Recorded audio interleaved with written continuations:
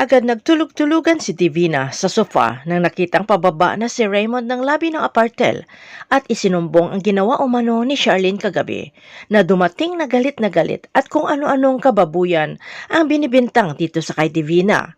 Umiiyak at yumakap si Divina kay Raymond at lalo pang inartihan nang nakitang pababa si Charlene. Galit na susugod sana si Charlene dahil sa hindi tumitigil umano sa paglalandi si Divina sa kanyang asawa. Pero lalo pang si Charlene ang napasama para kay Raymond at hindi rin isinama ni Raymond si Charlene papuntang Boracay. Samantala, inis si Onse sa pagkatrap nila Princess at Xavier sa bodega pero ayon kay Princess, ang mahalaga ay nakapag-usap sila ni Xavier at open up tungkol sa problema nilang mag-ina at ang mahalaga ay nagkaroon ng kapatawaran silang mag-ina na walang kaalam-alam si Princess na nagsiselos itong si Onse dahil hindi kaibigan lang ang naramdaman para kay Princess na pati si Mamo ay very supportive na rin sa naramdaman ng kanyang anak at sa darating na play nila Princess at Onse ay ito ang pagkakataon na masasabi na umano ni Onse ang kanyang naramdaman sa kaibigan nito na si Princess. Dumating nga ang malas dahil na-aksidente itong si Onse kaya dumating doon sa city jail na hindi na pwede gaganap bilang prinsipe ni Princess. At kailangan nilang maghanap ng kapalit at si Xavier ang tinuturo ng lahat.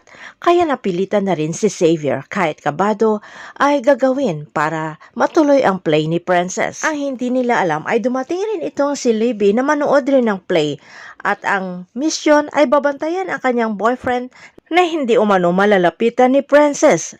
Samantala, unang araw ng pagpasok ni Lailani sa kumpanya nila ni Raymond bilang janitress, habang si Divina ay kasama ni Jenny papasok sa opisina at nagkwentuhan sila na nakapuntos na naman itong si Divina, lalo na napapalapit na siya lalo dito sa kay Raymond. Paalala ni Jenny ay baka bumaligtad na wag makasisigurado itong si Divina lalo na may nakakaalam ng sekreto nila ni Divina nang ipinalit nito ang kanyang anak sa anak ni Charlene.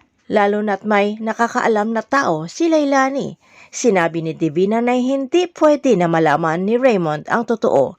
Nagtagpo naman sila Divina at Raymond sa kanto at narinig ang huling sinabi ni Divina, kaya tinanong si Divina kung ano ang hindi nito pwede malalaman. Habang si Charlene naman ay papasok na rin ng kumpanya at nakita agad si Lailani kaya agad niya itong niyakap at kinumusta ang anak niya na ngayon ay alam nito ay binata na rin. Kinumusta rin ni Lailani tungkol sa anak nila ni Charlene kung okay sila at umiiyak si Lailani. Kaya tinanong ito ni Charlene kung bakit ito umiiyak. Sinabi ni Lailani na may kasalanan siyang ginawa umano dito sa kay Charlene.